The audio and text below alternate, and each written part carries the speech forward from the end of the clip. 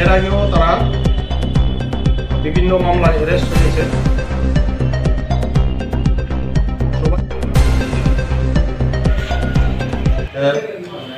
আমরা লক্ষ্য করছি বেশ কিছুদিন ধরে আমাদের ধর্মনগর থানা এলাকায় বেশ কয়েকটা চুরির ঘটনা ঘটেছে এবং কিছু চোরকে ইতিমধ্যে আমরা অ্যারেস্ট করেছি, তারা এখন জেলে আছে। বেশ কিছু মালামালও আমরা উদ্ধার করেছি। ওই কেসের সঙ্গে যুক্ত আরও অনেক চোর আছে যাদেরকে আমরা এখনও ধরতে পারিনি।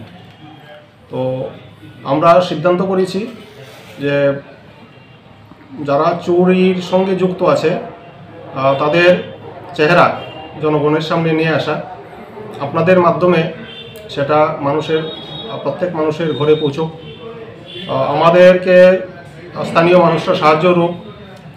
আর যারা আমাদের ইনফরমেশন দেবে তাদের পরিচয় আমরা গোপন রাখব।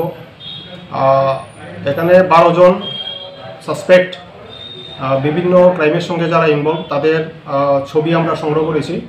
তো আপনাদের মাধ্যমে এইগুলি যাতে মানুষের কাছে পৌঁছে যায়। আর আমরা একটা স্পেশাল ব্যবস্থা করেছি, বাজার, হাট, সরকারি অফিস আদালত, পঞ্চায়েত অফিস সবগুলোতে আমরা এই পোস্টারিংগুলো করব। তো গ্রামের মানুষ জানবে, আশা করি আমরা অতি শীঘ্রই চোর আমরা ধরতে পারবো এবং জনগণের যে মূল্যবান সম্পদ চুরি হয়েছে সেগুলি আমরা উদ্ধার করতে পারবো।